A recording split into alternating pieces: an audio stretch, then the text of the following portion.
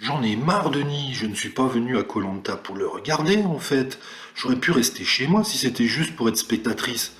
Lors du 15e jour de tournage de koh aux Philippines, Stéphanie a ouvertement exprimé son exaspération en tirant une nouvelle fois la boule noire avant une épreuve d'immunité. Et c'est vrai que c'est une malchance terrible. L'aventure de Stéphanie avait commencé, comme tous les autres participants, par un premier défi individuel, puis les jours suivants par deux épreuves d'immunité et deux épreuves de confort auxquelles elle a pris part avec son équipe des Violets. Tout bascule pour elle après la recomposition des tribus. Chez les jaunes, elle manque l'épreuve d'immunité du 8e jour pour raison médicale. Le 10e jour, elle tire une première fois la boule noire avant un confort. Rebelote 3 jours plus tard, puis avant l'immunité du 15e jour.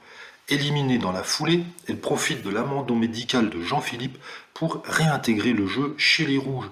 Mais là encore, la malchance la poursuit et elle assiste aux épreuves des 16e et 17e jours en tant que spectatrice avant d'être de nouveau éliminée au conseil. Je voyais les équipes se souder, gagner ensemble, perdre ensemble, et moi, assise sous mon cocotier, à côté. Allez, regardez, c'était vraiment dur, a-t-elle confié.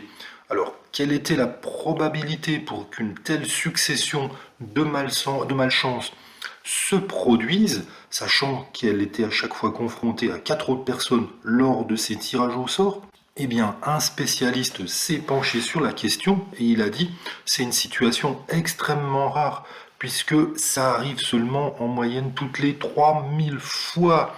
C'est-à-dire qu'il faudrait 3 000 Koh-Lanta pour que cette situation, qu'une personne soit confrontée à un tirage au sort de 5 boules noires de cette manière.